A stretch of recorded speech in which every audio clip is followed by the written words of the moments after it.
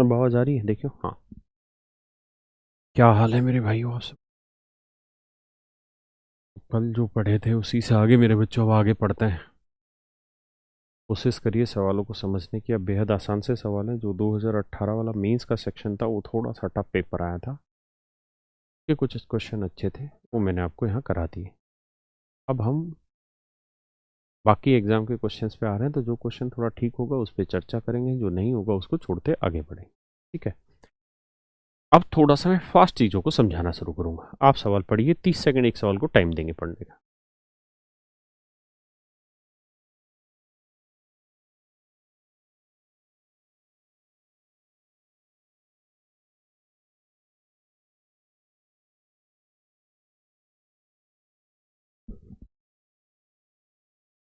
देखिए यार मेरे दोस्तों, सवाल में कह रहा है भैया ये कोई ट्रायंगल है एबीसी।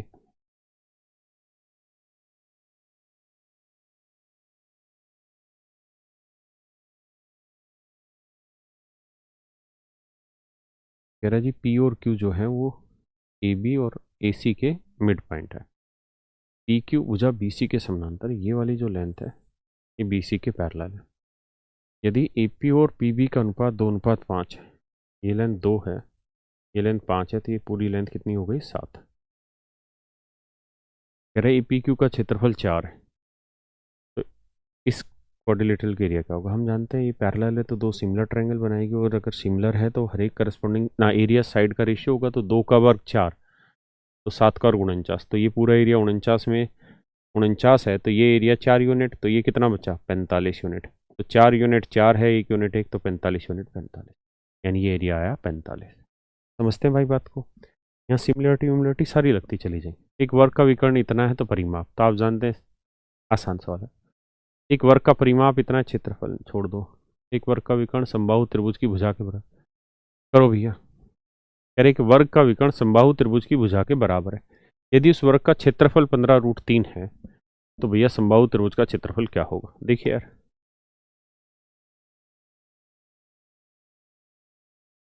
कहते हैं यदि उस वर्ग का क्षेत्रफल, स्क्वायर का एरिया यानी ए स्क्वायर जो है वो 15√3 है, तो हम जानते हैं कि यार ए की वैल्यू आ गई √15। हाँ है ना। स्क्वायर का जो डायगोनल होता है वो बेसिकली होता है √2a, तो √2 से इधर गुना कर दो, √2 से इधर, तो √2a की जो वैल्यू है वो आ जाएगी 15 दूनी 30√3। समझते हैं? पूरे पे ये आएगा उसके डायगोनल की लेंथ। अब कह रहा है कि एक वर्ग का विकर्ण समबाहु त्रिभुज की भुजा के बराबर है, यानी इक्विलेटरल ट्रायंगल की साइड की लेंथ वही है जो डी की है लेंथ है।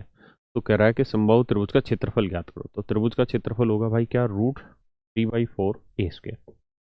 ए स्क्वायर मतलब साइड का वर्ग, इसका वर्ग करोगे तो 30√3 आएगा। √3 को √3 से क्या? 3 3 30 90, 90 को 4 से भाग दोगे 22.5 है कहीं उत्तर? 45/2, ये मेरा आंसर है।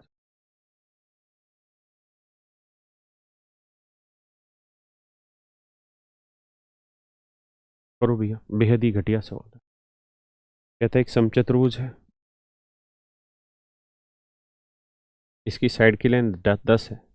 अगर एक डायगोनल की लेंथ x है तो दूसरे वाले डायगोनल की लेंथ 2x होगी। ऐसा कहने लग रहा है कि एक डायगोनल दूसरे का अंधा नहीं आधा है।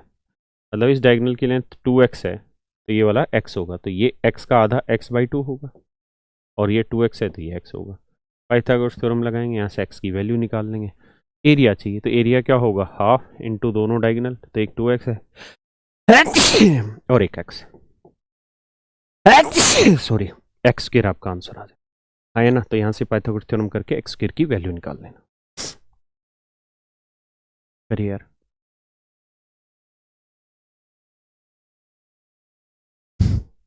यहाँ थे जी एना आइसोसेलिस ट्रेपीजियम क्या होती है, यहाँ से कई चीज़ों की चर्चा करेंगे।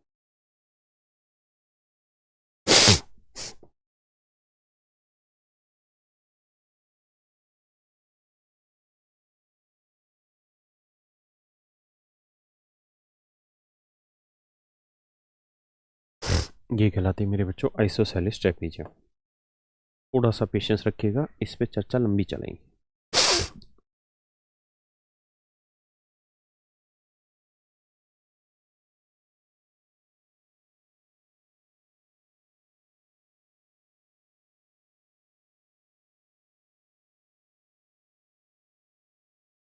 समद्विबाहु समलम चतुर्भुज।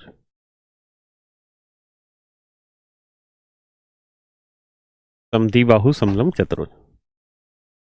समद्विबाहु समलम चतुर्भुज यानी ऐसी समलम चतुर्भुज जिसमें दोनों बाहें समान है, दोनों बाहें जिसमें समान है ना। यानी जो नॉन पैरेलल लाइन है ये दोनों की दोनों आपस में पैरेलल हो ना, सॉरी सॉरी माफ करना भाई, बराबर होती ए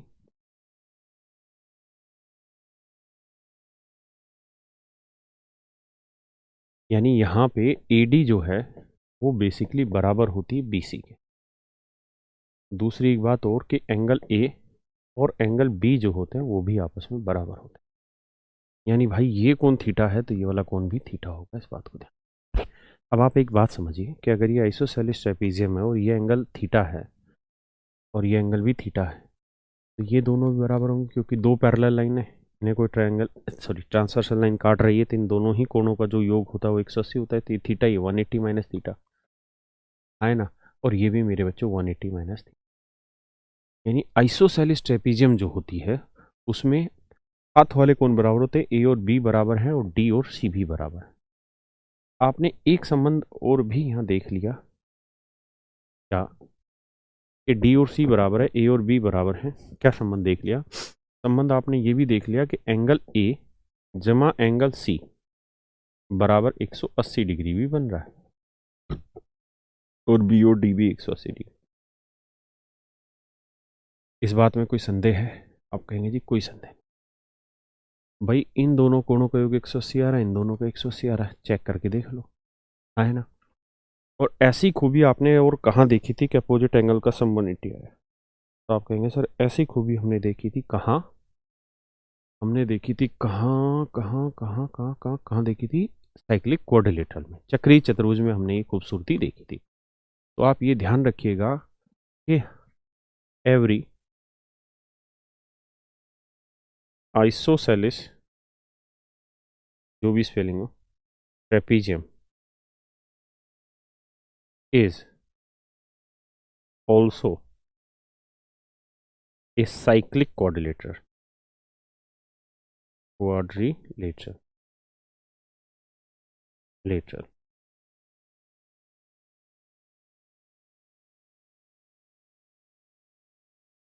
कि हर समद्विबाहु समचतुर्भुज, हर समद्विबाहु समचतुर्भुज चक्रीय चतुर्भुज भी होती है।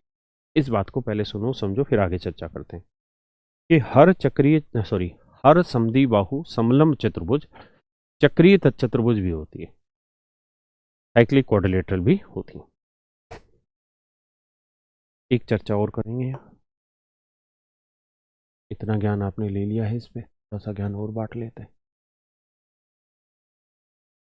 आपको ये बात पता है कि मैंने ये तरीका सिखाया था, फार्मूला आपको लगातार सिखाया था कि AC² plus BD² general tele उसमें, अरे क्या नाम है, ट्रेपीजियम में किसी भी समलंब चतुर्भुज में ये सूत्र सिखाया था कि उनके दोनों विकर्णों की लंबाई का जो योग है वो हमेशा ही non parallel line AD² plus BC², इनके स्क्वायर के सम प्लस में ट्वाइस ऑफ दोनों parallel line AB into DC,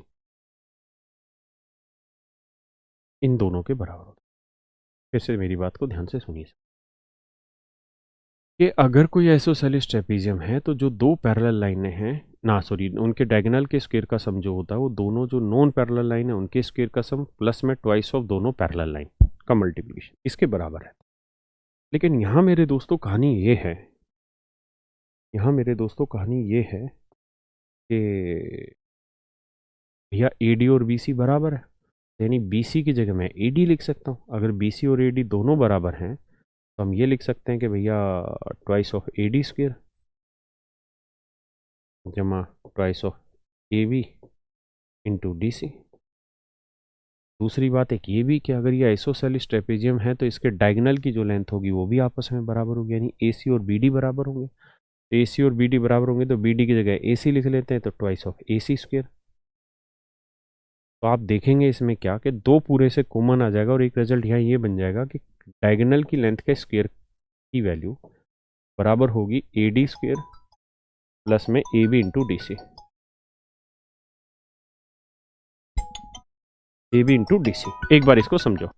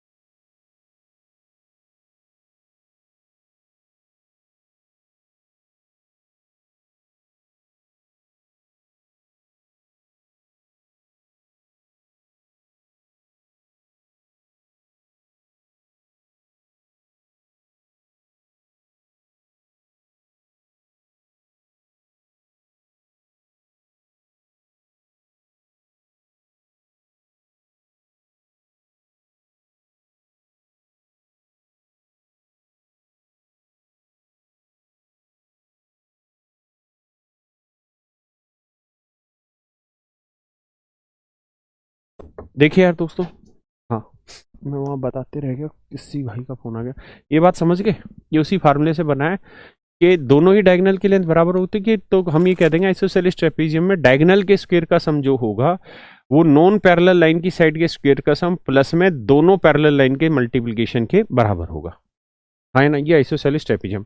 एक बात और भी ध्यान रखना, ये आइसोसेलेस ट्रेपेजियम है तो यहाँ से एल्टीट्यूड डालोगे ना, यहाँ से एल्टीट्यूड डालोगे तो बेसिकली कहानी ये होनी है कि ये लेंथ ए है तो ये लेंथ भी ए होगी, और ये पूरी लेंथ मान लो जितनी भी है तो उसमें से ये हटा के बाकी जो बची वो दो बराबर हिस्सों में यहाँ बट जाएगी। ये आइसोसेलेस ट्रेपेजियम में जो भी क्वेश्चन आएगा इसी बिहाफ पे सोल्व होना है। अब सवाल पे आते हैं, यहाँ देखते हैं। कहता है इन आइसोसेलेस ट्रेपेजियम एक समद्विबाहु समलंब में अपोजिट साइड्स आर पैरेलल, विपरीत भुजाएं समानांतर होती है। ये तो बात गलत है, क्योंकि ट्रेपेजियम में अपोजिट साइड्स पैरेलल नहीं होती, क्योंकि अगर ये ट्रेपीजियम है तो केवल एक ही पेयर पैरेलल है, ये दोनों तो पैरेलल नहीं होगी ना, गलत है। अपोजिट एंगल्स आर सप्लीमेंट्री, ये बात सही है कि अपोजिट एंगल जो है वो सप्लीमेंट्री होंगे, इन दोनों को कोणों का जोड़ 180 डिग्री होगा, ये बात कहीं ना कहीं सही। Opposite sides are not equal, ये बात भी गलत है, क्योंकि ये दोनों साइडें आपस में बराबर होती हैं। हिंदी में कुछ और कह रहा है, विपरीत कोण समान नहीं होते। डायगोनल बाइसेक्ट अपोजिट एंगल्स, ये एक मिनट रुक जाओ, सी ऑप्शन में देखता हूँ बुक में क्या है, पता चले। सी ही ऑप्शन का डाल रखा हूँ।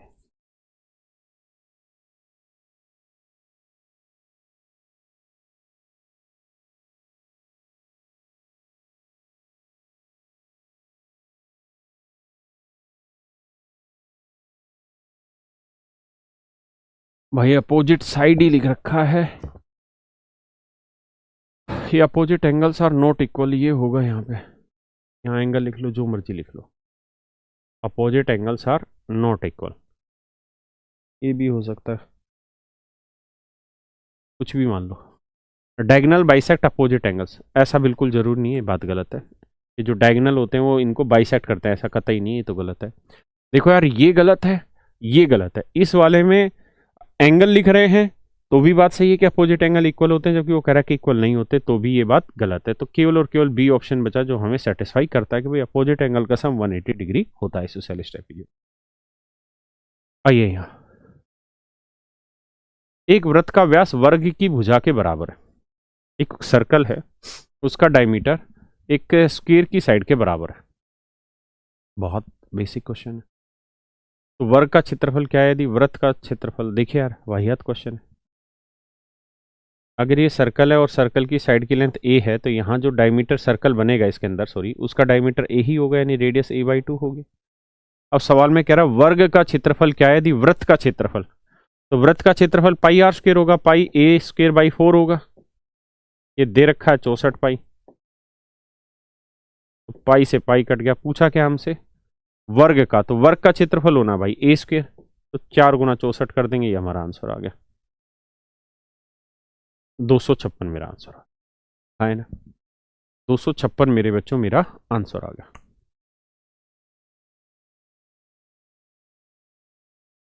एक वर्ग में एक वृत्त स्थित है, तो उस वर्ग के विकर्ण के लंबाई, ये आसान है, कर लोगे।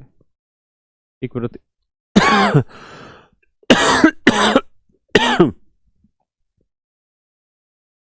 देखो यार, कह रहा है कि एक सर्कल का जो सरकमफ्रेंस है वो निकाल लोगे 2 पाई आर, वो एक इक्विलेटरल ट्रायंगल के पेरीमीटर के बराबर है, तो इसका 3a होगा, तो जो इसका पेरीमीटर है यानी सरकमफ्रेंस वो इसके इक्वल रख देना, साइड आ जाएगी, फिर एरिया निकाल देना।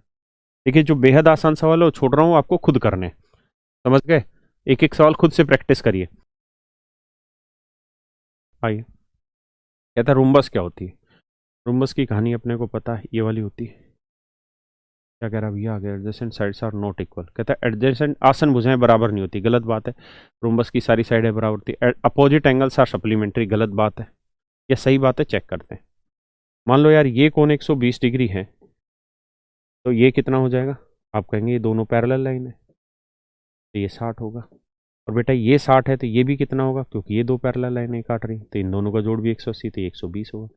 तो अपोजिट एंगल सप्लीमेंट्री तो नहीं हो रहे, बराबर हो रहे हैं, यानी रुम्बस के अपोजिट एंगल बराबर होते हैं। डायगोनल बाइसेक्ट अपोजिट एंगल, बिल्कुल सही बात है। रोम्बस और स्क्वायर दोनों के डायगोनल एंगल बाइसेक्ट होते हैं, कंजुगेटिव एंगल्स आर इक्वल, ये गलत है। ये लगातार कोण बराबर, वो भी गलत है। कहता है in which of the following quadrilateral opposite angle are supplementary, जो विपरीत कोण है वो संपूरक कोण कहाँ होते हैं। संपूरक ना आमने सामने के कोणों का योग 180 डिग्री, तो साइक्लिक क्वाड्रिलेटरल में ऐसा होता है, और तो कहीं है ही नहीं। चक्रीय चतुर्भुज की तो विशेषता ही होती है ना कि अपोजिट एंगल का सम 180 डिग्री होता है। कहता है रेक्टेंगल में डायगोनल्स, रेक्टेंगल में आप जानते हैं अगर ये रेक्टेंगल है बाबू, तो इसके डायगोनल क्या क्या हो सकते हैं, बात diagonals are perpendicular to each other, नहीं, स्क्वायर और रोम्बस के ही डायगोनल एक दूसरे को 90 पे काटते हैं। दूसरा, डायगोनल्स आर नॉट इक्वल, ये बात गलत है, क्योंकि स्क्वायर हो या रेक्टेंगल हो, दोनों के डायगोनल इक्वल होते हैं। पैरेललोग्राम और रोम्बस दोनों के डायगोनल की लेंथ अलग अलग होती है। डायगोनल बाइसेक्ट ईच अदर, ये बात सही है। क्योंकि चारों ही क्वाड्रिलेटरल, चाहे पैरेललोग्राम हो, चाहे स्क्वायर हो, चाहे रोम्बस हो, चाहे रेक्टेंगल हो, सबके डायगोनल एक दूसरे को बाइसेक्ट करते हैं। ये बात सही है। डायगोनल बाइसेक्ट अपोजिट एंगल, ये बात गलत है। क्योंकि एंगल बाइसेक्टर जो होते हैं, डायगोनल जो एंगल बाइसेक्ट करते हैं वो केवल दो में ही करते हैं, रोम्बस में और स्क्वायर में। Option C is your correct answer.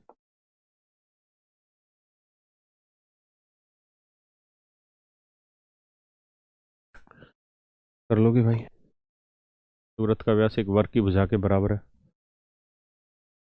कहता है area of equal half of the product of its diagonal का क्षेत्रफल उसके विकर्ण के गुणनफल के आधे के बराबर है। आप जानते हैं रोम्बस का एरिया क्या लिखवाया था मैंने? रोम्बस का लिखवाया था मैंने area half into D1 into D2। मतलब दोनों डायगोनल के मल्टीप्लीकेशन का जो आधा होता है वो रोम्बस का एरिया होता है। तो रोम्बस है तो मान लेंगे, नहीं तो आगे बढ़ते हैं। Area of equal half the product of its diagonal का क्षेत्रफल किसके समान? पैरेललोग्राम का। काइट जो होती है पतंग, उसका ऐसा बनता है भैया, जो काइट होती है उसका ऐसा बनता है।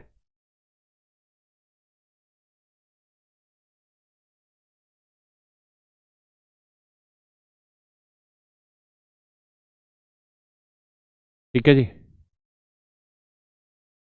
रेक्टेंगल में ऐसा नहीं होता, पैरेललोग्राम में भी ऐसा नहीं होता, साइक्लिक क्वाड्रिलेटरल में भी ऐसा नहीं होता। इसका मतलब अर्थ ये हुआ कि ऑप्शन सी जो होगा पतंग वाला वही हमारा उत्तर होगा। बड़े भैया आगे।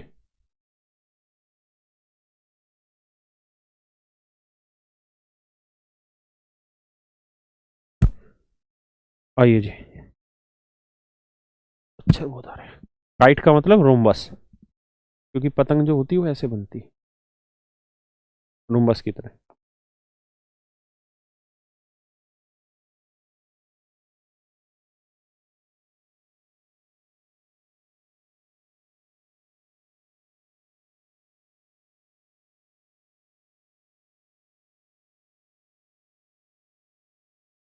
बेहद आसान सवाल है। समकोणीय षटभुज की भुजा की लंबाई क्या है यदि उसका क्षेत्रफल इतना है? देखिए यार, रेगुलर हेक्सागन का एरिया क्या होता है? 3√3/2 a²।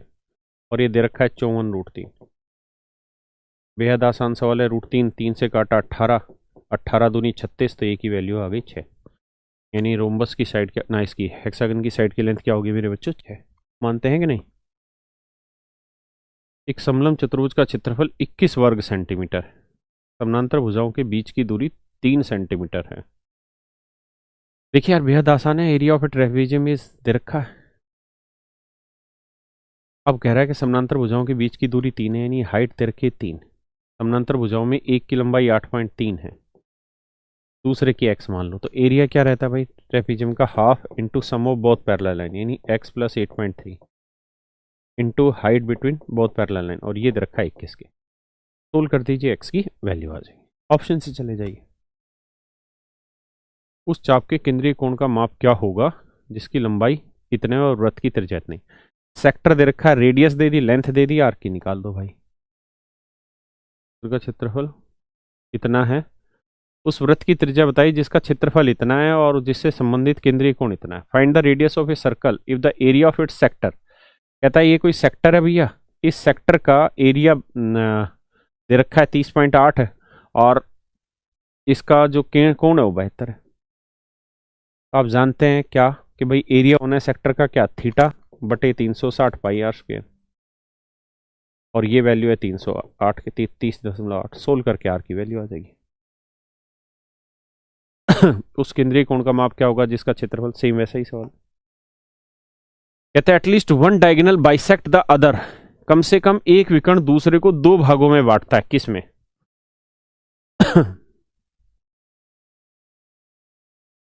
करे भैया।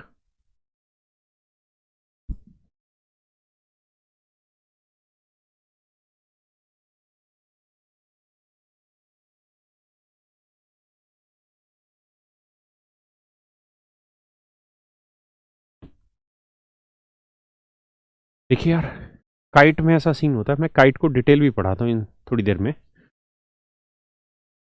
काइट में ऐसा रहता है, काइट इस तरह की रहती है, ये लंबा हिस्सा चला जाता है इस तरह से, तो ये हिस्सा ऐसे एग्जैक्टली कटता है दो बराबर हिस्सों, और यहाँ एक और छोटी सी पतंग बांध देते हैं हम ऐसे। ये होती है मेरे बच्चों काइट।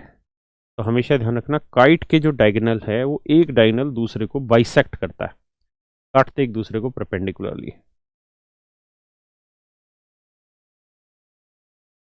कहता है जी एक पॉलीगन की जो साइड है वो 14 है, हर एक इंटरनल एंगल फार्मूला लगा दीजिए। एक वृत्त और एक वर्ग का क्षेत्रफल बराबर है व्यास की लंबाई का विकर्ण की लंबाई से अनुपात निकाल लेंगे। ये सारी वीडियो रोक रोक के क्वेश्चन खुद करना है, ठीक है। में विकर्ण कम से कम दो अनुरूप त्रिभुज नहीं बनाते। कहता है the diagonal do not form at least two congruent triangles. ये बताना है कि किस चतुर्भुज में जो विकर्ण होते हैं वो कॉन्ग्रुएंट ट्रायंगल नहीं बनाते। ये आपका उत्तर है।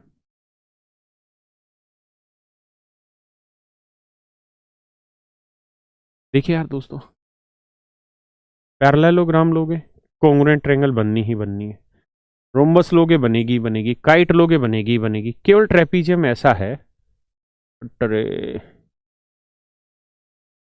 कि इसमें जो डायगोनल बनेंगे तो कॉन्ग्रुएंट कभी नहीं बनाएगी।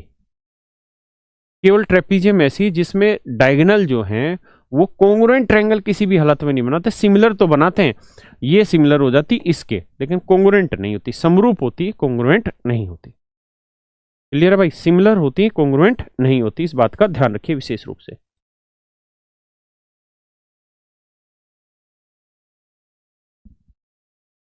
चलिए पढ़िए भाई इसको। कहता है एक समचतुर्भुज के आंतरिक कोण 60 है, उसके छोटे विकर्ण की लंबाई 8 सेंटीमीटर, तो समचतुर्भुज के क्षेत्रफल क्या होगा। बेहद ही घटिया टाइप का क्वेश्चन है। अच्छा कर काइट के बारे में बताओ, बता रहा हूँ अभी इस सवाल के बाद। बेटा ये बताओ कि छोटा डायगोनल ये वाला होगा, ये वाला एंगल 60 है, इसकी लेंथ है कितनी। कहाँ गया सवाल। कहता है इसकी लंबाई 8 है, तो समचतुर्भुज का क्षेत्रफल ज्ञात करो। यार देखो बहुत समझदारी वाली बात समझो, बेहद आसान है, बेहद आसान है, बेहद आसान है बात को समझना। आप इस बात को अच्छे से समझो कि ये 8 है, ये 60 डिग्री है, तो ये रोम्बस की सारी साइडें आपस में बराबर होती है, इसमें कोई दो राय नहीं। ये जितनी उतनी ये है, तो ये एंगल भी 60 होगा, ये भी 60 होगा, मतलब इक्विलेटरल ट्रायंगल होगी। ये साइड भी 8, ये साइड भी 8, ये भी 8, ये भी 8। अब कहानी को समझिए आगे क्या। अगर आप इतनी बात समझ गए तो ये डायगोनल है ना। ये जब इस तरह से बाइसेक्ट करेगा तो इस डायगोनल का आधा हिस्सा मान लेते हैं x है, ये 4 है, ये 8 है, तो ये निकाल दो। आपको कुछ निकल जाएगा। कैसे। 8 का वर्ग 64 है, 4 का वर्ग 16, 64 में 16 घटा दो सर, 14 में से 6 गया 8, 5 में 1 गया 4, 48, 16√3 यानी 4√3, तो ये वैल्यू आएगी 4√3। ये 4√3 है, तो पूरे डायगोनल की लेंथ कितनी आएगी 8√3, तो एरिया होगा हाफ इंटू बोथ डायगोनल, 8√3 दूसरा 8, आंसर आएगा 64√3। That is your answer. है ना। वैसे भी आप एक बात और भी अच्छे से जानते, इतना डिटेल ना भी करते, आपको ये पता चल गया था कि भैया ये रोम्बस है, और रोम्बस के जो छोटा वाला डायगोनल है उसकी 8 है लेंथ। हमें ये पता चला था कि ये 60 डिग्री है, ये दोनों साइडें बराबर होनी है, और ये 60 डिग्री होना है, ये 8 है, ये 8 है। तो हम जानते हैं इक्विलेटरल ट्रायंगल और इक्विलेटरल का एरिया √3/4 a स्क्वायर 8 स्क्वायर, जितना इसका होना उतना ही इसका होना है, तो इंटू 2 करते ना, तो आंसर आ जाना था। a स्क्वायर 8 का और 64, अब जितना इसका था उतना इसका 2 है। ये वाले में गलती तो नहीं करी मैंने। हाफ इंटू 8√3 इंटू 8 रूट, हाँ तो 32√3 था, सॉरी। सही आ रहा है ना, 64 को 2 से भाग दिया, 32√3 ही गलत था। क्लियर है, दो इक्विलेटरल बन गई थी दोनों का एरिया। अच्छा वो बच्चे समझ लो तो ये कह रहे थे कि काइट के बारे में ज्ञान दे दो। देखिए यार काइट काइट काइट काइट ऐसी टाइप की होती है, दो तीन चीज़ें खासियत होती है पतंग बनाने के लिए। पहली बात तो ये कि ये लेंथ इस लेंथ के बराबर होनी चाहिए, ये लेंथ इस लेंथ के बराबर होनी चाहिए। ये डायगोनल एक दूसरे को 90 पे काटते हैं, साथ में ये लेंथ और ये लेंथ आपस में बराबर होती है, बस ये पतंग है और कुछ नहीं है। इसके डायगोनल एक दूसरे को 90 पे काटते हैं, लेकिन बाइसेक्ट केवल यही वाला होता है, ये वाला नहीं, सिर्फ ये वाला बाइसेक्ट। हाँ है ना, एक काइट की कहानी और सवाल पे करिए जी। कह रहा है कि किस चतुर्भुज के अपोजिट जो एंगल हैं वो सप्लीमेंट्री नॉट, बहुत ध्यान देना, आर नॉट सप्लीमेंट्री, सप्लीमेंट्री नहीं है, जिनके कोणों का योग 180 नहीं। इसके तो 180 होगा, स्क्वायर का भी 180 होगा, 90 90, रेक्टेंगल का भी 180 होगा। समानांतर चतुर्भुज के आमने सामने के कोण बराबर होते हैं लेकिन 180 डिग्री नहीं होता।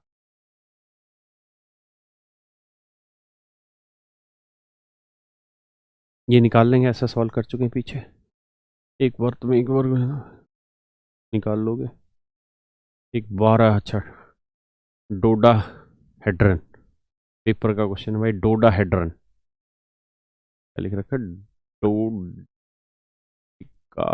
डोडिका हेड्रन, ये 30 किनारे। How many vertices does it have, करो भाई, बताता हूँ इसको भी फिर।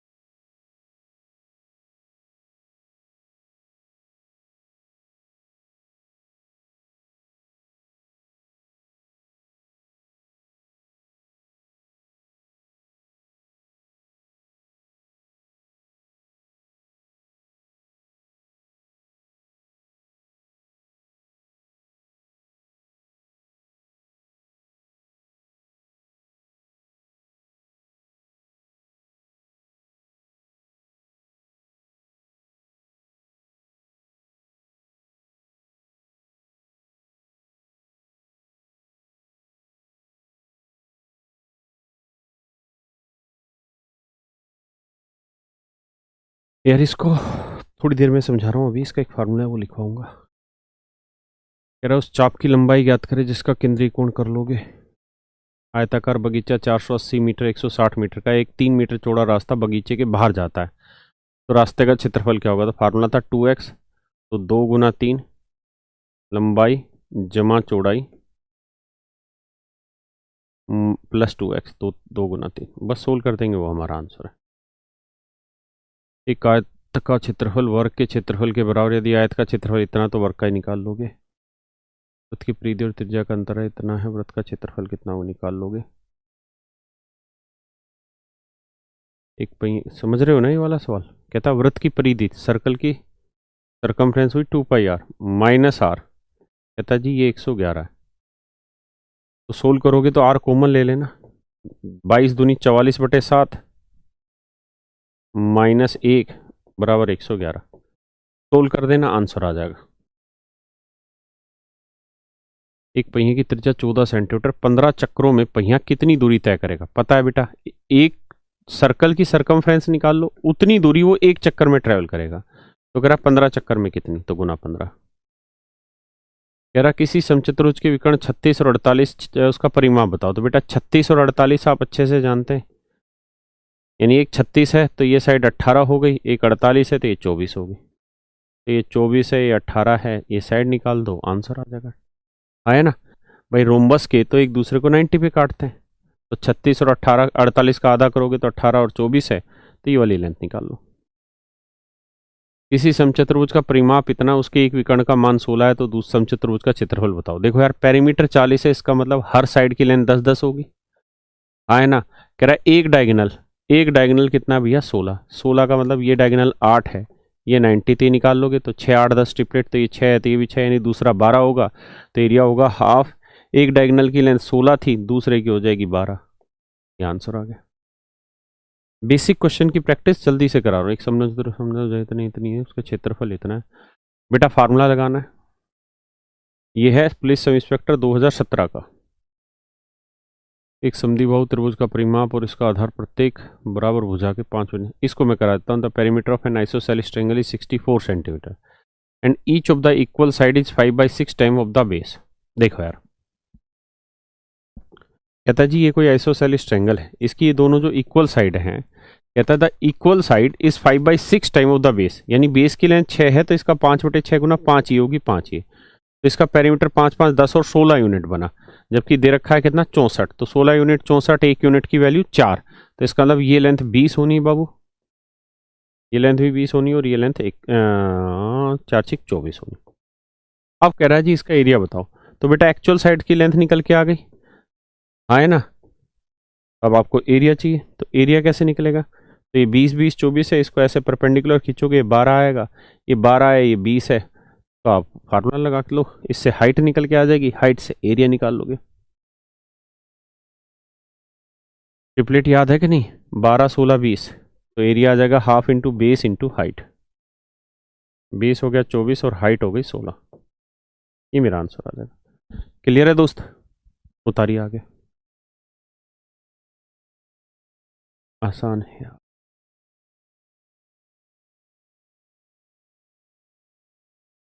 ये सवाल भाई मैं पीछे करा चुका हूं आपको, ठीक है। क्या है, कहता 3 सर्कल हैं, CAPF में क्वेश्चन आया था, कहता 3 सर्कल, एक सर्कल ये है, एक सर्कल ये है, एक सर्कल ये। कहता है तीनों सर्कल एक दूसरे को इस तरह सेट है कि एक दूसरे को टच करते हैं, तो इन तीनों वृत्तों द्वारा घेरे गए, यानी इस वाले पोर्शन का एरिया बताना है क्या होगा।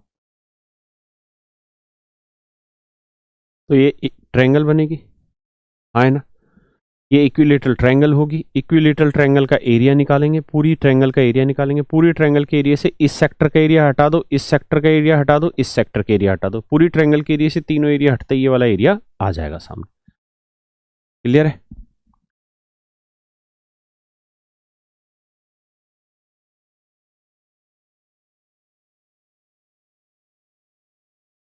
करिए जी। कहता है एक समद्विबाहु त्रिभुज ABE है, समद्विबाहु त्रिभुज ABE, शब्दों पे ध्यान देना, यानी ये दोनों साइडें आपस में बराबर है, इसका क्षेत्रफल 72 है, BEE बराबर है, AB और BE बराबर है, AB 2 ट्वाइस ऑफ AD, उसके मारो गोली। तो यहां से पहले ABCD का क्षेत्रफल निकालो, पहले इसे x है तो ये भी x है मेरे बच्चों, तो एरिया होगा हाफ इंटू एक्स स्क्वायर। ये एरिया बना ट्रायंगल का, ये 72 है, 72 दूनी 144, तो x की वैल्यू आ गई 12, यानी ये साइड की लेंथ 12 है, ये साइड की लेंथ भी 12 है। अब कह रहा है ABCD का एरिया बताइए, और कह रहा है कि AB जो है वो ट्वाइस ऑफ AD है, AB की लेंथ AD की डबल है, तो ये 12 है, तो ये लेंथ कितनी आई भाई 6, है ना। और सवाल में दिया गया in the given figure area of isosceles triangle AB is 72 centimetre and BE equals to AB। BE और AB आपस में बराबर है, बहुत सुंदर बात थी। AB is twice of AD, that is also good.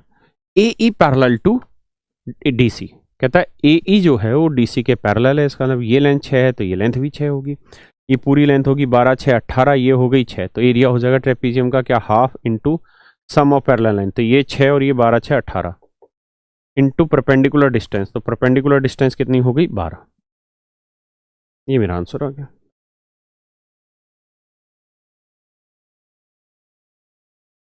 ये वही सवाल आ गया सेम।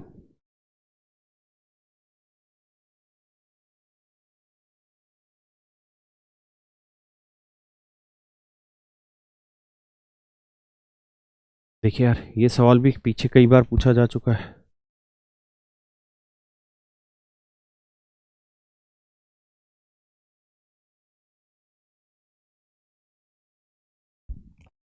सवाल में कह रहा है जी ABC एक ट्रायंगल है,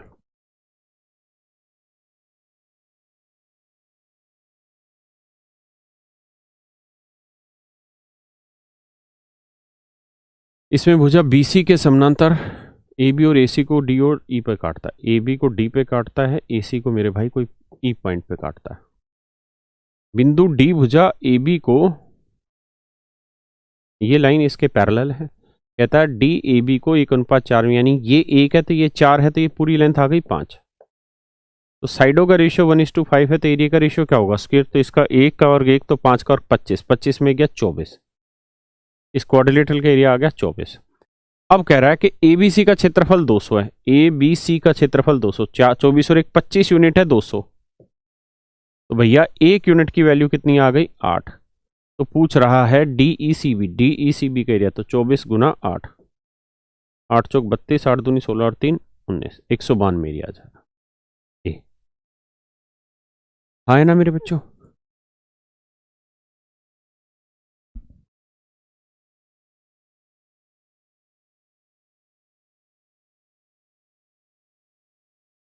आसानी से हो जाएगा बेटा, वो भी किसी समचतुर्भुज के विकर्ण 12 और तो ये भी हो जाएगा, कर लोगे, इजी है, कर लोगे ना भाई, ये सारे आसान आसान से सवाल है। बताओ जरा इस सवाल को, कह रहा है जी एक रुम्बस है, इस रुम्बस की साइडें मतलब डायगोनल की लेंथ है 16 और 30, तो ये 8 होगा तो ये 15 होगा, तो 8 15 17, तो ये 17 होगा, चारों साइडों का जोड़ करोगे तो 17 चौक 68 पेरीमीटर आ जाएगा मेरे भाई 68।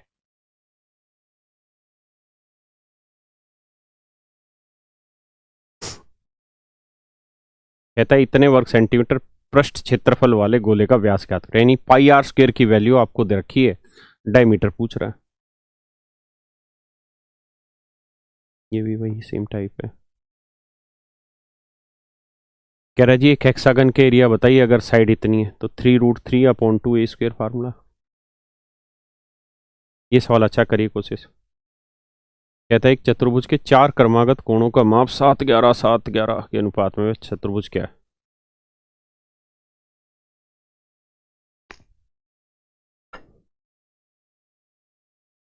देखिए यार, ये दोनों किसी भी सूरत में नहीं हो सकते, क्यों, क्योंकि इनके चारों कोण बराबर बराबर होते हैं। यहां से देख के आप तुरंत समझ गए कि 7 11 7 11 मतलब कोई भी क्वाड्रिलेटरल है तो उसमें ये 7 है तो ये 11 है तो ये 7 आएगा, और ये 11, और ये पैरेललोग्राम की विशेषता होती है कि आमने सामने के कोण बराबर हों, तो इसका मतलब ये कुछ और नहीं पैरेललोग्राम है ना।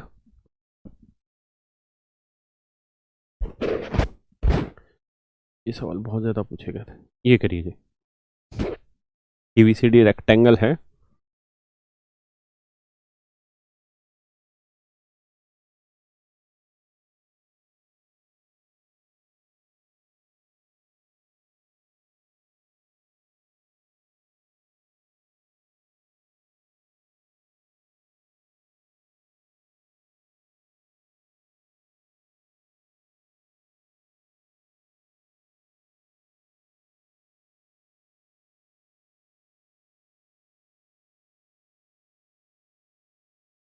करिए जी।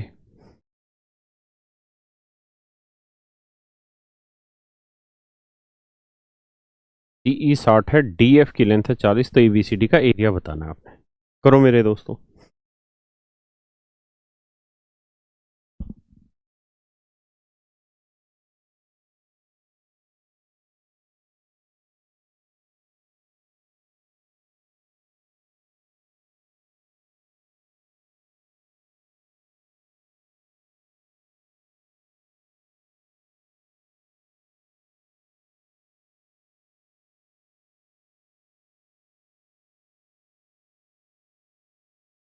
देखो मेरे बच्चों, बेहद ही घटिया सवाल है, इसको इससे मिलाते हैं तो बेस हो गया 40 और हाइट हो गई 60, तो इस ट्रेंगल के एरिया बताइए डीएफसी का, तो half into base into height 40 गुना 60, तो ये उत्तर आया 1200। अब आप एक बात अच्छे से समझते हैं क्या, कि भैया हम तुमको समझाए थे ना क्या।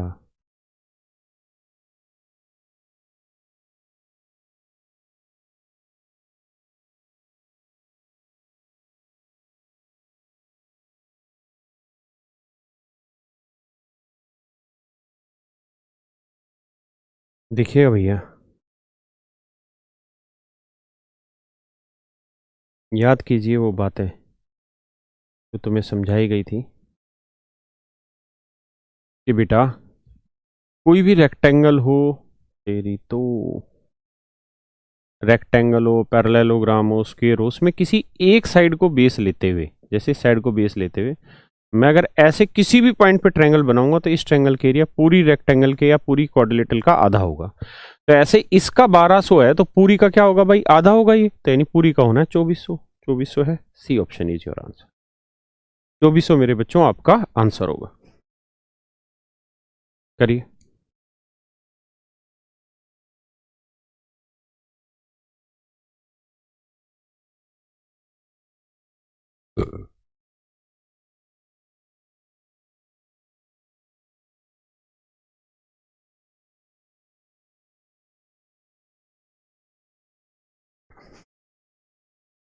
करो भाई।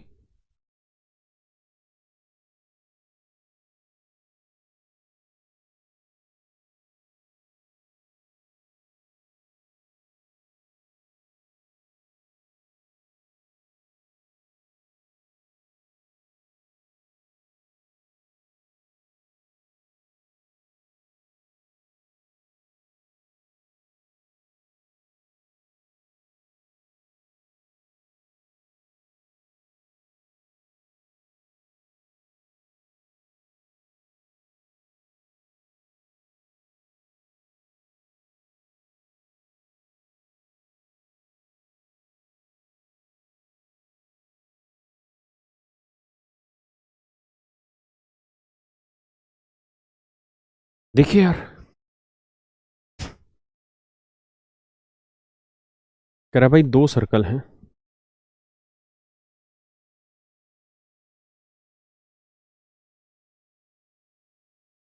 एक दूसरे को एक्सटर्नली टच करते हैं भैया ना, सॉरी इंटरनली कहीं काटते पीटते होंगे। क्लियर है। कहता है जी उनकी कॉमन कोड की जो लेंथ है वो 12 है।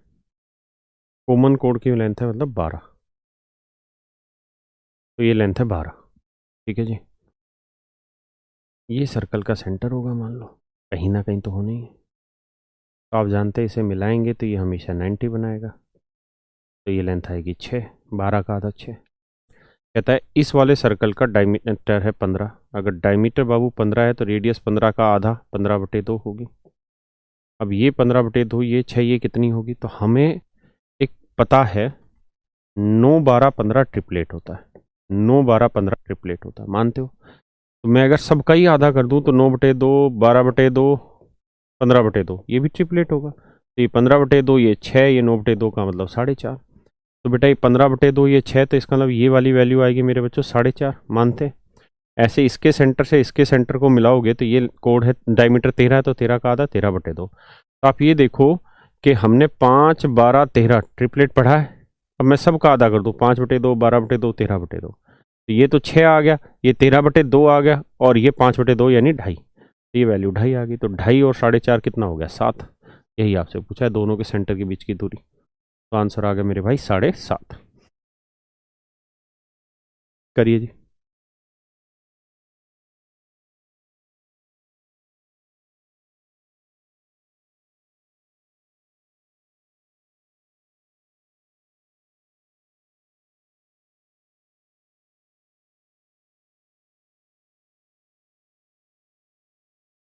करिए मित्रों।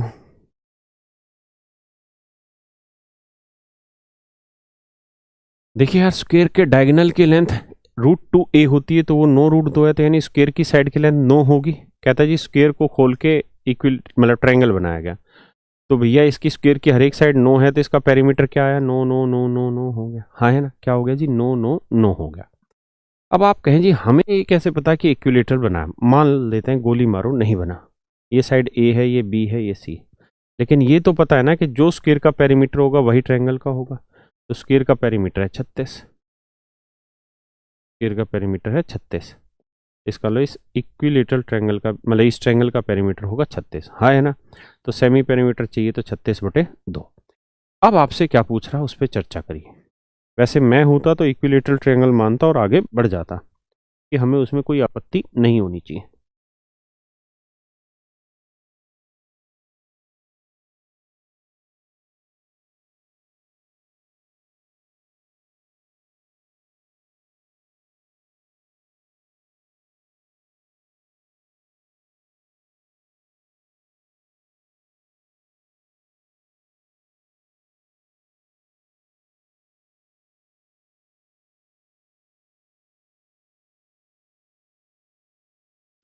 बढ़े। देखिए यार, मेरे हिसाब से आप इसको इक्विलेटरल मान लो, क्योंकि कुछ दे ही नहीं रखा, तो समबाहु त्रिभुज मान लो। समबाहु त्रिभुज मानोगे तो 36 को 3 बराबर हिस्सों में बांटोगे तो कितना आएगा? 12 12 12। इसका मतलब ये साइड भी 12 ले लो, ये साइड भी 12 ले लो, और ये साइड भी 12। तो हर एक साइड की लेंथ 12 हो गई। अगर हर एक साइड की लेंथ 12 है तो पूछा क्या है? सबसे बड़ा इसके अंदर जो सर्कल बना उसकी रेडियस बताइए। तो इन सर्कल की रेडियस होती है a/2√3। ए की लेंथ है 12/2√3, तो यह है 6/√3। तो इसका एरिया पूछ रहा था तो πr², तो πr, तो 6 का वर्ग 36, √3 का 3, तो 12 पाई आ जाता आंसर। ये हमारा आंसर हो गया। क्लियर है जी?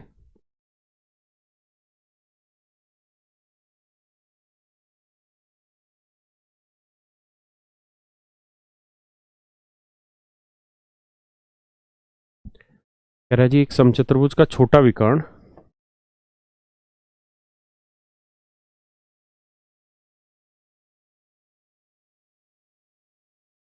कहता है जी ये कोई रोम्बस है।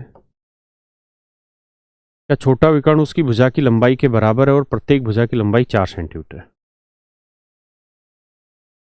हर एक साइड की लेंथ 4 है, और जो छोटे वाला डायगोनल है उसकी लेंथ भी 4 बता रहा है ना? तो हम इस बात को समझेंगे कि ये लेंथ 2 होगी, तो ये निकाल लेंगे। 16 में से 4 गया 12, 2√3 आएगी, तो ये भी 2√3 आएगी, है ना? अब पूछा ये है कि जो बड़ा डायगोनल होगा, तो बड़ा डायगोनल हुआ 4√3, तो बड़े वाले डायगोनल की साइड की लेंथ होगी 4√3। कहता है अगर इतनी ही लेंथ की कोई ट्रायंगल बना दे, समबाहु त्रिभुज बना दे, तो जिसकी साइड की लेंथ इस रोम्बस के बड़े वाले डायगोनल की लेंथ के बराबर है, तो कह रहा है जी उसका एरिया क्या होगा, यही पूछा ना? तो समबाहु त्रिभुज का क्षेत्रफल होगा √3/4 a²। मतलब यही साइड का वर्ग, 4√3 गुना 4√3। देखो 4 से 4 काटो, √3 को 3, 3 चौक 12, √3 आंसर आ जाएगा। Option D is your correct answer. करिए जी आगे।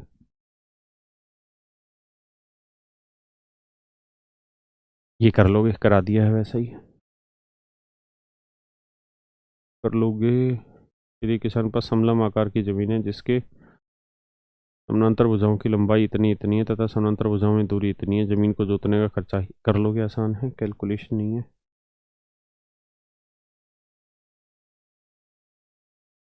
ये सवाल थोड़ा सा नया, कर लो, मतलब पहले नहीं कराया, करके देखो एक बार।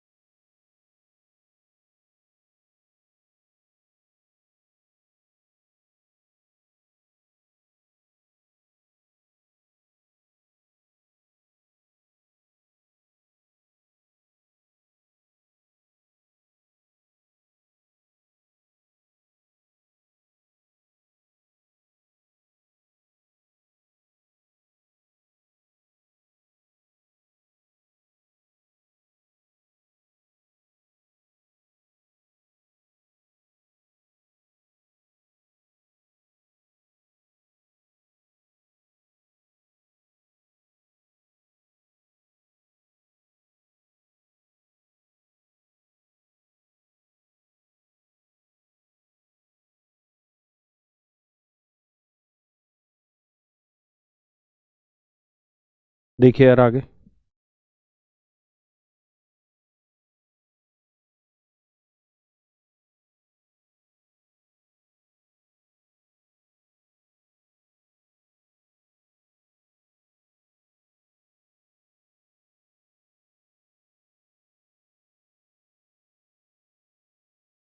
देखो यार क्या कह रहा है सवाल में, समझते हैं। कहते हैं एक समबाहु त्रिभुज की भुजा की लंबाई 8 सेंटीमीटर है।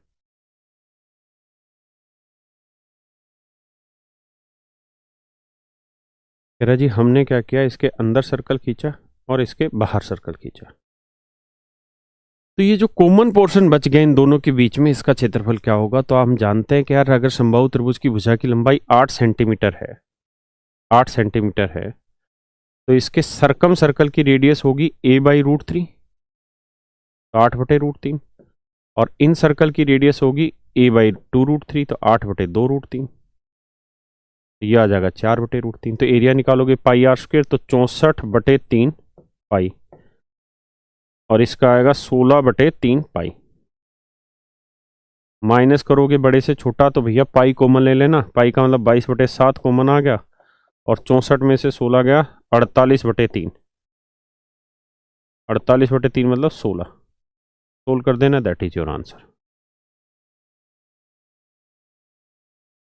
22/7 गुना 16 आपका उत्तर आ जाएगा। ठीक है भाई,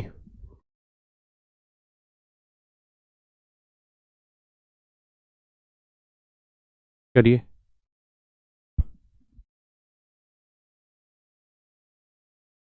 कहता है एक वर्ताकार मैदान का समतल कराने में लागत 50 पैसे प्रति वर्ग मीटर दर से इतनी आती है। तो भैया 7700 रुपये खर्चा हुआ और 50 पैसे रेट है प्रति वर्ग मीटर का, तो काट पीट मचाओगे तो एरिया निकल के आ जाएगा। 5 एकम 5 है ना, 2, 5 5 25, 2 5 20, यानी 154 वर्ग मीटर एरिया आ गया। अब 154 जैसे ही आपके देखा तो आपके कान खड़े होने चाहिए कि रेडियस कितनी है, 7। अगर रेडियस 7 है तो पेरीमीटर क्या होगा, 44। तो कहता है बाड़ लगाने की लागत 1 रुपये 20 पैसे प्रति मीटर है। तो सर्कल की सरकमफ्रेंस पे ही तो बाड़ लगाओगे, तो वो 44 है, तो 44 गुना 1.20, ये आंसर आ जाएगा। 100 है ton ton ton ton ton हाथी, उसके चारों ओर बाड़ लगाने की लागत एक, बेटा इस चला दे थोड़ी देर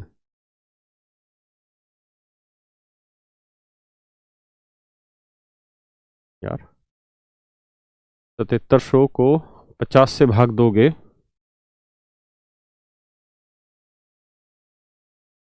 देखो 5 एकम 5, 2, 5 5 25, 5 20, ये तो ठीक है।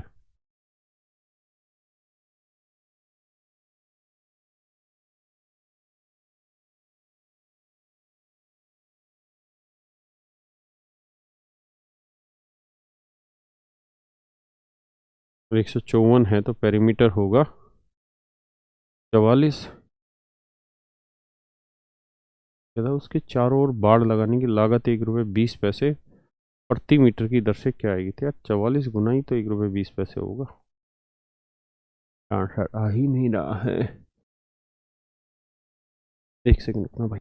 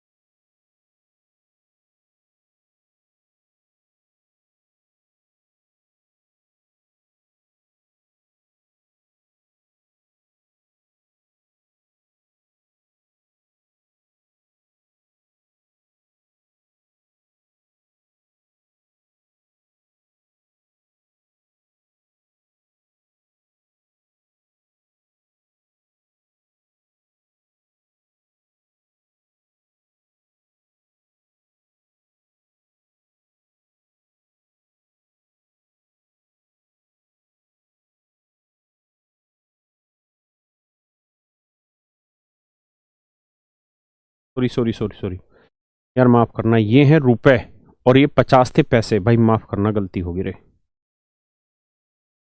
बड़ी गलती कर दी भाई, सॉरी। ये 7700 थे रुपए और 50 थे पैसे, तो कंपैरिजन नहीं कर सकते थे। तो भैया ऐसे देखो कि ये सर्कल है, कहता है इस सर्कल पे बाड़ लगानी है, ठीक है भैया।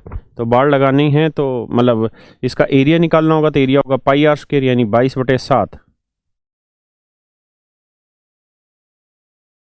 22/7 इंटू r²। इतना एरिया है, और कहता है हर वर्ग मीटर पे 50 पैसे का खर्चा, 50 पैसे का मतलब 1/2 रुपए का खर्चा है, और टोटल खर्चा है अभी 7700 रुपए का, सॉरी। अब यहां से भाई आर निकलेगी, और 2πr की जो वैल्यू आएगी उसको आप 1 रुपये 20 पैसे से गुना करना, तो आंसर आएगा। मैंने 7700 रुपए को 50 पैसे से भाग दे दिया, वहां गड़बड़ कर दी थी। 1/2 से भाग देना था। कर लोगे भाई?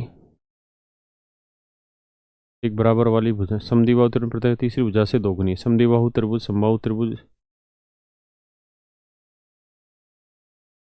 करो भैया।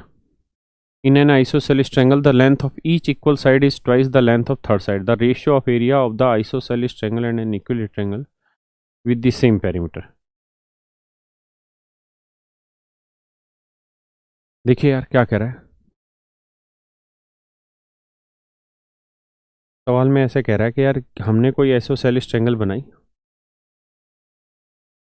तो इसमें प्रत्येक बराबर वाली भुजा तीसरी भुजा से दोगुनी, यानी ये साइड 1 है तो ये 2 है, ये 2, ऐसा कहने लग रहा है। और कह रहा है एक समबाहु त्रिभुज है और एक समद्विबाहु त्रिभुज है, दोनों का पेरीमीटर सेम है। एक इक्विलेटरल ट्रायंगल बनाते हैं।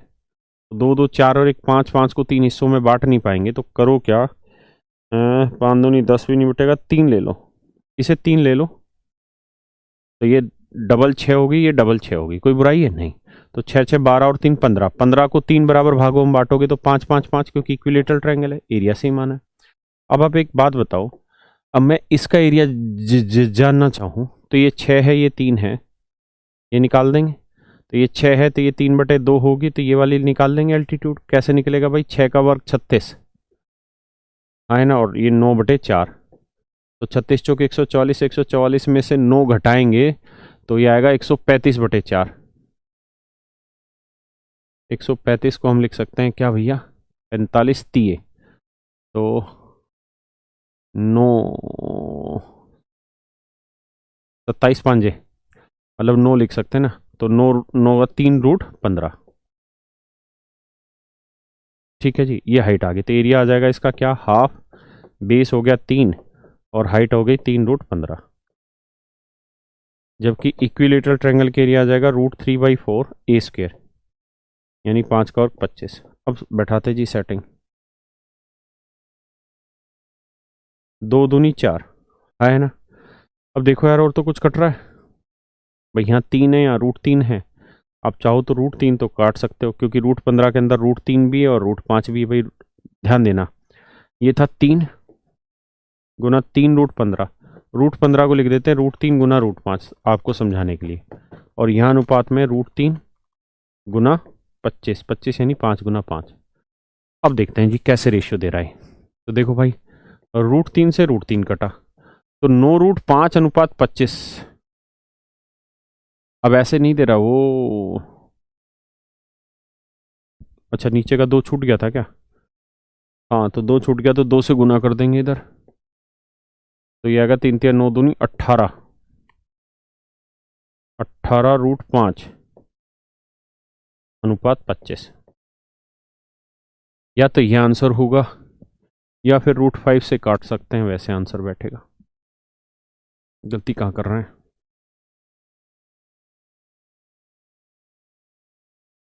6 6 लिया था, 6 का 3/2, 6 का और 36, 9/4 घटाया, 4 6 24, 4 3 12 2 144 में से 9 घटाया, 135/4 बचा। 135/4, अरे तेरी तो /2 भी तो था, सॉरी भाई, /2 भी था। हमें तो लूट लिया मिलके हुस्न वालों ने, गोरे गोरे गालों ने। सही है। अब निकालते हैं, तो बेस हो गया 3 और हाइट होगी 3√15/2, तो इसका एरिया आएगा हाफ इंटू बेस हो गया 3 और हाइट होगी 3√15, √15 को √3 गुना √5/2। यहाँ आएंगे तो इसका एरिया आएगा √3/4 ए स्क्वायर, 5 और 5 25।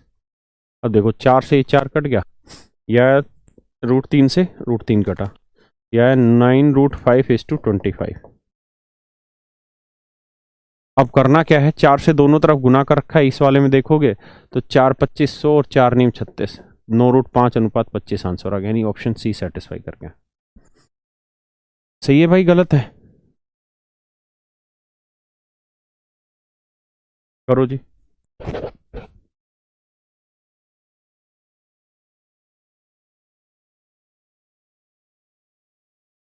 ये मैं करा चुका हूँ आपको पहले से। टायर 2 का आसान है, कर लोगे। कह रहा भाई किसी त्रिभुज की भुजाओं की लंबाई का अनुपात 1:2, 1:3, 1:4 है। सबको 4 थी, 12 से गुना कर दो, 12 12 12। तो ये आ जाएगी 6 साइड, ये आ जाएगी 4 साइड, और ये आ जाएगी 3 साइड। कह रहा पेरीमीटर इतना, 6 4 10 3 13, 13 यूनिट 104 है।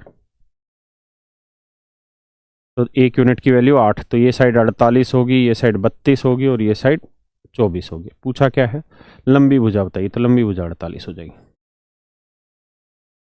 दो सेकेंडरी वृत्तों की त्रिज्या इतनी इतनी, इन वृत्तों की परिसीमाओं द्वारा परिबद्ध की बंद आकृति का, यानी ये बड़ा सर्कल है, इसमें छोटा सर्कल घटा दो तो ये वाला एरिया आ जाएगा। एक वर्ग और एक समषष्टभुज इस प्रकार बनाए गए कि वर्ग और षटभुज के सभी शीर्ष 8 सेंटीमीटर त्रिज्या वाले वृत्त पर हैं। तो वर्ग और षटभुज के क्षेत्रफलों का अनुपात ज्ञात करो। ये भी सीजीएल टायर 2 2016 का पेपर है।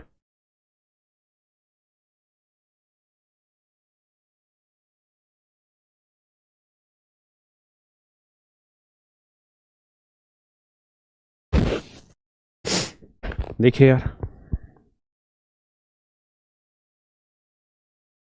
यार भैया एक सर्कल है,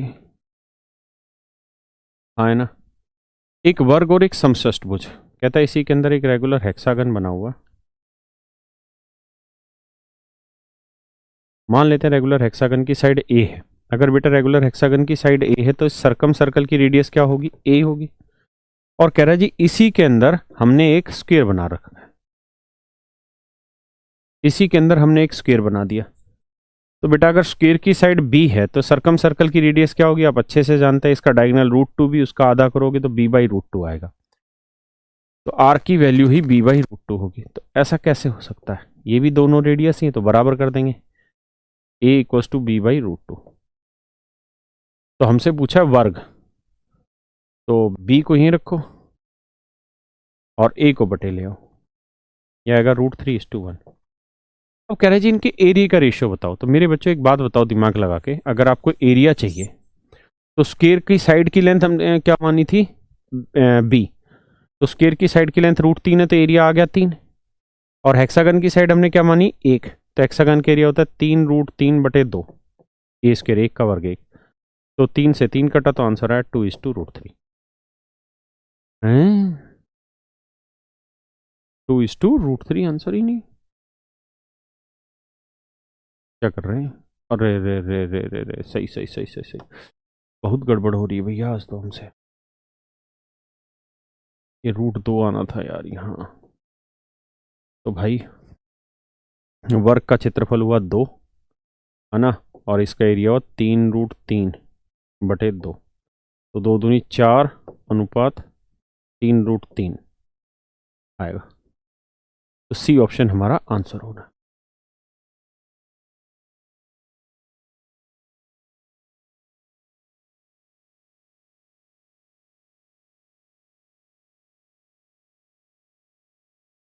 देखिए यार ये सवाल भी आप कर चुके हैं, ये इस तरीके का क्वेश्चन है।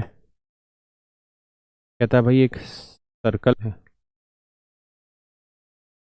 ना, आप कह रहा था इसके अंदर बराबर त्रिज्या वाले इस प्रकार खींचे गए कि किसी वृत्त के चारों कोनों पर 4 बराबर त्रिज्या वाले वृत्त इस प्रकार खींचे गए कि प्रत्येक वृत्त दूसरे 2 वृत्तों को स्पर्श करता है।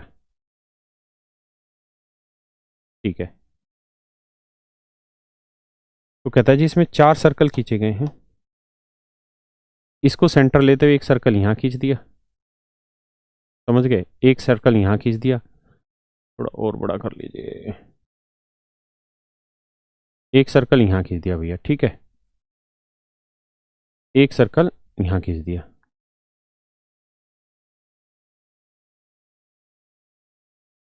एक सर्कल यहां खींच दिया, और एक सर्कल भैया यहां खींच दिया। इस तरह से 4 सर्कल खींचे। तो कह रहा है जी ये वाला एरिया बताओ। तो बेटा क्या करना पड़ेगा आपको, पहले स्क्वायर का एरिया निकालना पड़ेगा। स्क्वायर के एरिया में से ये चारों सेक्टर का एरिया घटाओगे, तो चारों सेक्टर मिलाओगे तो एक सर्कल का एरिया घटाओगे तो ये वाला एरिया आंसर आ जाएगा आपका, हाँ है ना।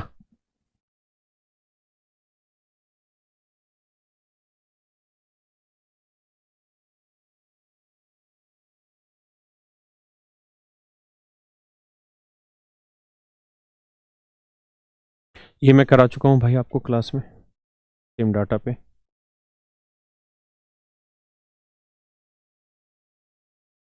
ये भी कर लेंगे।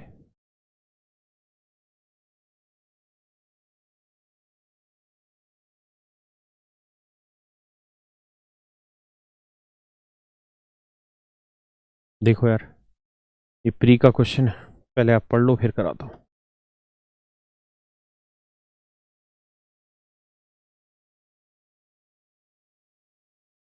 सवाल में कह रहा है कि त्रिज्या y वाले वृत्त का क्षेत्रफल w, the area of the circle with radius y is w, area of the bigger circle with radius y and that the smaller circle with radius x।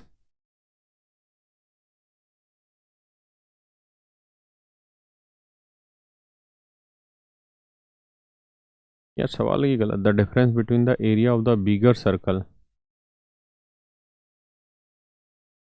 Radius with radius y and that of the smaller circle with radius x is w। ये सवाल गलत लग रहा है भैया। यहाँ देखो, हाँ w डैश, फिर ठीक है, फिर सही है। देखो यार, एक सर्कल है, इसकी रेडियस है भैया y। अगर इस सर्कल की रेडियस y है तो इसका एरिया हुआ पाई, या इसकी रेडियस y है ना, रेडियस y, ठीक है y है तो इसका एरिया हुआ पाई y स्क्वायर, जो कि किसके बराबर है, w के। अब कह रहा है कि एक और सर्कल है जिसकी रेडियस x है, जिसकी रेडियस x है, तो इन दोनों का एरिया, तो यानी pi y square pi minus x pi x square, इनका जो डिफरेंस है एरिया का वो w डैश है, ऐसे ही कह रहा है। तो x बाई y की वैल्यू आपसे पूछ रहा है क्या होगी, है ना। तो देखो यार, पाई y स्क्वायर की वैल्यू हम यहां से निकालते हैं। एक बार पढ़ो इतना फिर बताता हूं।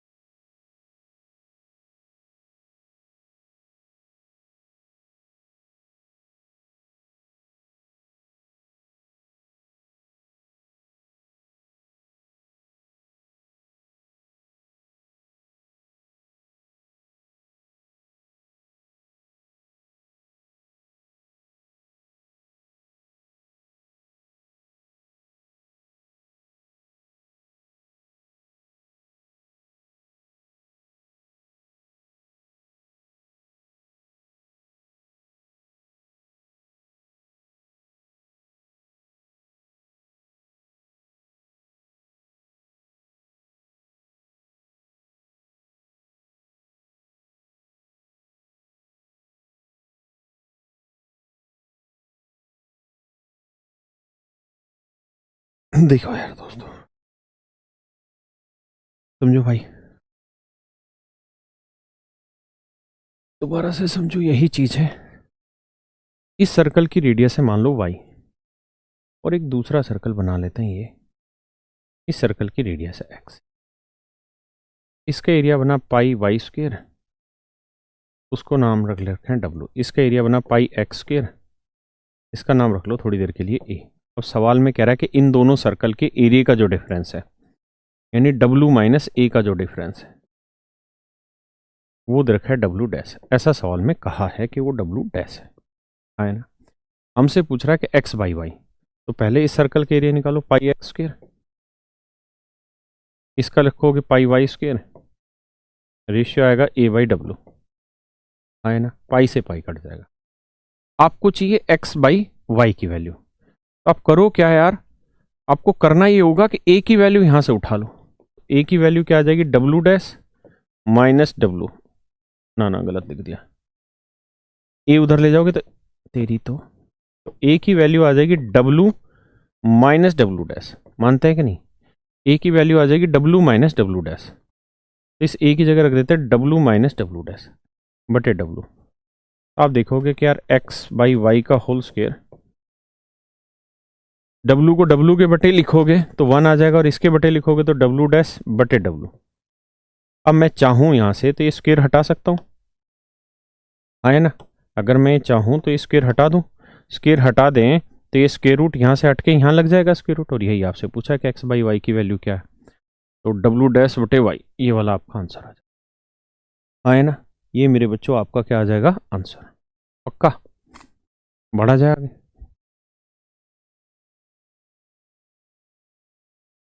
ये कर लोगे। एक आयत जिसकी एक भुजा 4 सेंटीमीटर है, किसी 2.5 सेंटीमीटर त्रिज्या वाले वृत्त में आयत का क्षेत्रफल क्या होगा। तो आप अच्छे से जानते हैं कि अगर हम कोई सर्कल बनाएं और अगर इस सर्कल में हम कोई रेक्टेंगल ड्रॉ कर लें, इस तरीके से कोई रेक्टेंगल ड्रॉ कर दें, तो कह रहा है जी एक साइड की लेंथ 4 है, तो ये साइड की लेंथ 4 है, रेडियस 2.5 है, तो डायगोनल हो गया 5, तो ये 5 है, ये 4 है, तो ये साइड होगी 3, तो एरिया निकल जाएगा, लेंथ इंटू ब्रेड 3 चौक 12। एक वर्ग और एक आयत की परिधि बराबर है, कहता जी वर्ग और आयत दोनों का परिमाप बराबर, उनके क्षेत्रफल a वर्ग मीटर और b वर्ग मीटर है, तो कौन सा कथन इनमें से सही होगा। अच्छा क्वेश्चन है, करो, है बेहद आसान।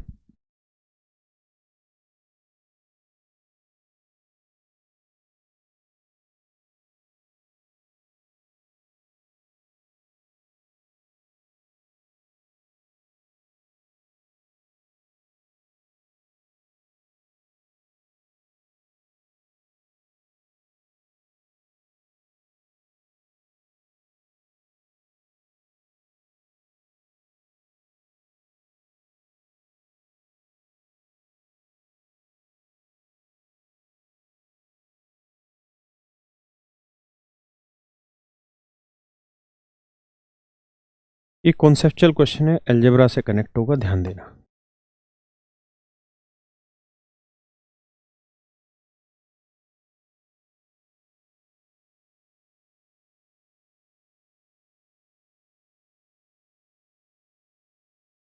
ये लेंथ है a और ये लेंथ है मान लो b, ठीक है, ये रेक्टेंगल थी और ये था स्क्वायर, स्क्वायर में ये लेंथ a मान लो, ये b, वैसे आप जानते a और b दोनों बराबर होता है ना, कह रहे जी दोनों के पेरीमीटर बराबर है ना, तो उनके क्षेत्रफल, या मैं इसको प्रैक्टिकल रिजल्ट पे समझा देता हूं, बहुत ज्यादा आसान होगा। आप कोई भी वो ले लो यार, कोई भी साइड वाइड ले लो, मैं ये ले लेता हूँ 8 और ये ले लेता हूँ 6, है ना, तो 8 और 6 कितना बना भाई 14, तो ये बताओ कि इसका पेरीमीटर कितना बन गया 28, तो इसका पेरीमीटर 28 होगा, तो हर एक साइड कितनी बनेगी 7, तो बेटा ये बताओ कि इनका एरिया क्या होगा, 8 छिंग 48 और 7 7 49। तो आपने देखा कि यार ऐसा करने पे स्क्वायर का एरिया फालतू आ रहा है, जब भी रेक्टेंगल और स्क्वायर दोनों का पेरीमीटर बराबर होगा तो एरिया हमेशा ही स्क्वायर का फालतू आता है, एरिया हमेशा ही स्क्वायर का फालतू आता है। कारण क्या है कि a इंटू बी मैक्सिमम तभी बनता है जब a और b दोनों बराबर हो। अलजेब्रा में पढ़ा था ना कि इफ a प्लस बी इतना है तो बताइए a इंटू बी की मैक्सिमम वैल्यू क्या होगी। सच मायने में देखोगे तो a इंटू बी है, इसकी भी साइड a है, तो a इंटू ए, तो तभी मैक्सिमम हो पाती है जब a और b दोनों बराबर हों, और स्क्वायर में क्या होता है लेंथ ब्रेड्थ बराबर हो जाती है, इसलिए a इंटू बी मैक्सिमम आ जाता है। तो हमेशा स्क्वायर का एरिया ज्यादा होगा, रेक्टेंगल का कम। इधर एरिया भी पेरीमीटर ऑफ स्क्वायर, तो a की वैल्यू बड़ी होगी b से, b की छोटी।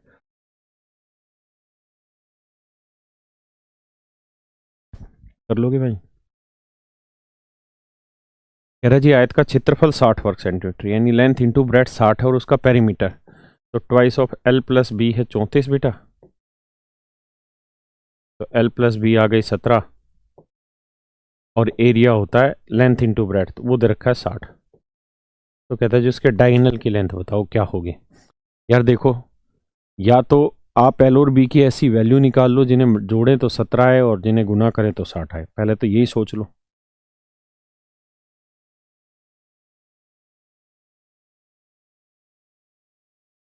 ऐसे दो नंबर जिन्हें जोड़ें तो 17 आए और गुना करें तो 20 आए। नहीं तो फिर आपको एल और बी की अलग अलग वैल्यू निकालनी पड़ेगी। कैसे? आप निकाल लो एल माइनस बी का होल स्क्वायर क्या होता है। ये होता है जी एल प्लस बी का whole square minus 2ab 12b। L plus B की वैल्यू 17, 17 का वर्ग होता है कितना 289 माइनस 12b 120, घटाओगे भैया ये आएगा 169।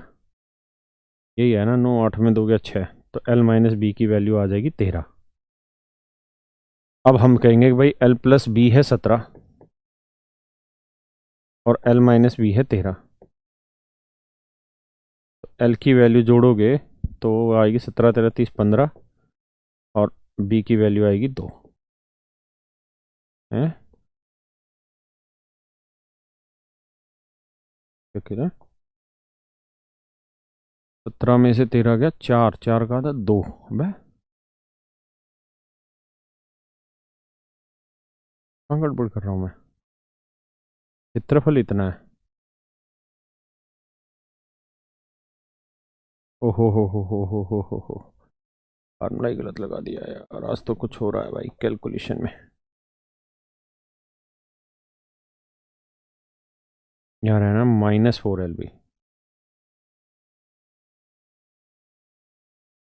-4 LB सॉरी। तो इसकी वैल्यू 289, ये 240 आएगा भाई। 289 में से 240 गया 49, 49 का वर्गमूल 7, तो ये वैल्यू आएगी 7। ये वैल्यू आएगी 7। तो 17 और 7 24 का आधा 12, 17 में 7 गया 10 का आधा 5, 12 और 5। हम ये चीज़ें छोटी थी वैसे ही सोच रहे थे, 12 पंजे 60, 12 5 17 सेटिस्फाई हो रहा है। तो अब बेटा ये रेक्टेंगल है, ये लेंथ है 12, ये लेंथ है 5, कहता है जी डायगोनल की लेंथ बताओ। निकाल देंगे पाइथागोरस से, 5 12 13। मैं इसमें बड़े बड़े कर लोगे। चलिए करिए इसको, फिर मैं बताता हूँ।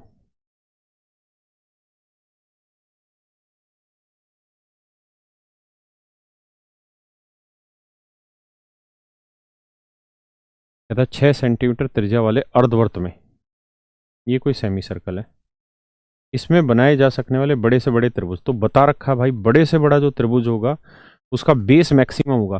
तो त्रिज्या 6 है तो डायमीटर हो गया 12 और हाइट मैक्सिमम 6 ही ली जा सकती है, तो एरिया हो गया हाफ इंटू 12 इंटू 6।